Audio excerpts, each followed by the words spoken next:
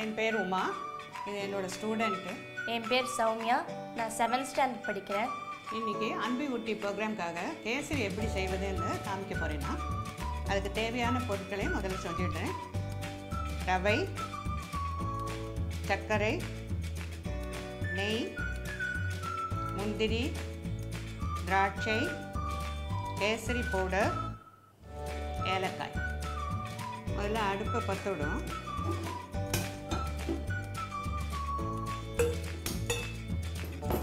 முதல்ல நம்ம சைடில் கொஞ்சம் தண்ணியை கொதிக்க வச்சுக்கணும். தேவையான அளவு தண்ணி ஊற்றி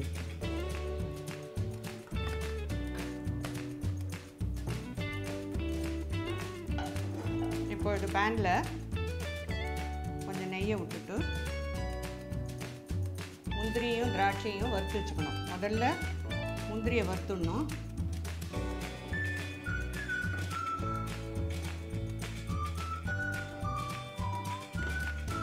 அதனால் முந்திரி கொஞ்சம் செவந்தோடனையும் திராட்சையும் அதில் போட்டுக்கணும். திராட்சையும் உடம்புக்கு நல்லது,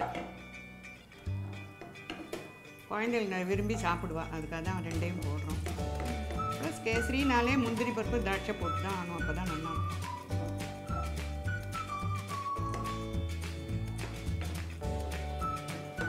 இப்போது ரெண்டும் வதக்கியாச்சு, தனியாக எடுத்து வச்சிடணும்.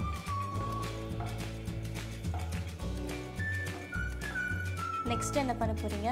நெக்ஸ்ட் நம்ம இப்போ ரவையை அதில் போட்டு நல்லா வறுக்கணும். இந்த நெய் ஆல்ரெடி இருக்குதுல, அந்த நெய்லேயே கொஞ்சம் நல்லா வறுக்கணும்.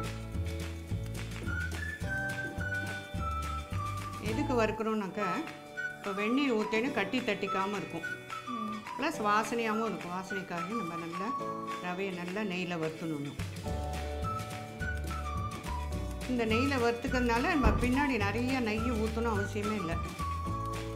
கொஞ்சம் ஒரு ஸ்பூன் விட்டாலே போதும் கேசரிக்கு.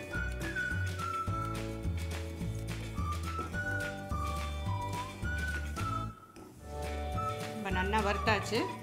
இந்த வெந்நீர் நல்லா காஞ்சி விட்டு இந்த வெந்நீரை வந்து இந்த வறுத்த ரவை மேலே கொஞ்சமாக முள்ள ஊற்றணும். இந்த வெந்நீர் இதுலேயே இந்த ரவை நல்லா வெந்துடும்.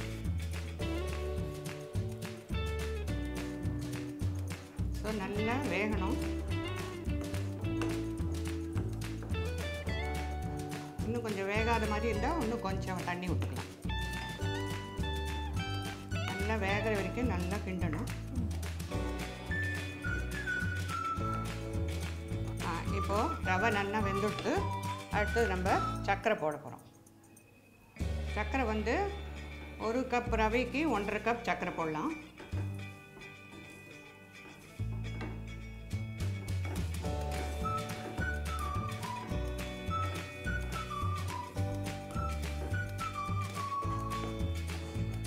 சர்க்கரை கரையிறதுக்குள்ளேயுமா ஒரு கிண்ணத்தில் கொஞ்சம் வாட்டர் ஆர் மில்க் எது வேணால் ஊற்றிட்டு இந்த கொஞ்சம் கலர் பொடி போட்டு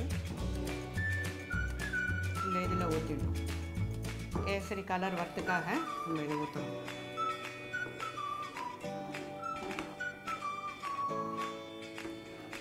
இப்போ நம்ம கொஞ்சம் நெய் விட்டால் போகிறோம். ஜாஸ்தி நான் நெய்யே விடலை, நீங்கள் பார்த்துருப்பேன்.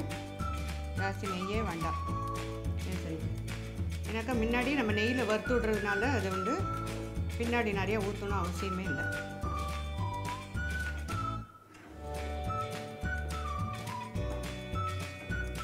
இப்போ நம்ம இதில் கொஞ்சம் ஏலக்காய்,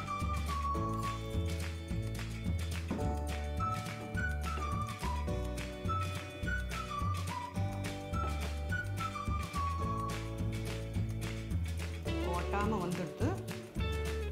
அதுதான் இனிமேல் அனுப்பிச்சுடலாம் கேஸ். இப்போ கேசரி முடிஞ்சிடுத்து, வாசனை நல்ல தூக்கலாக தெரியுது. இப்போ நம்ம ஆல்ரெடி வறுத்து வச்சுருந்த முந்திரி பருப்பு திராட்சையும் இந்த மேலே போட்டு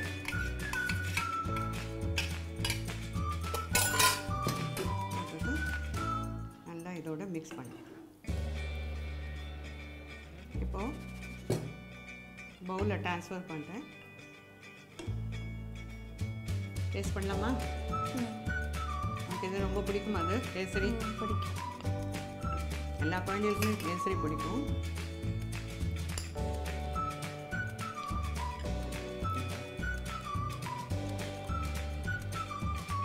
எப்படி இருக்கு? சூப்பராக இருக்கு. அன்பை ஊட்டி ப்ரோக்ராமில் எப்படி கேசரி செய்யுதுன்னு பண்ணி காமிச்சேன்.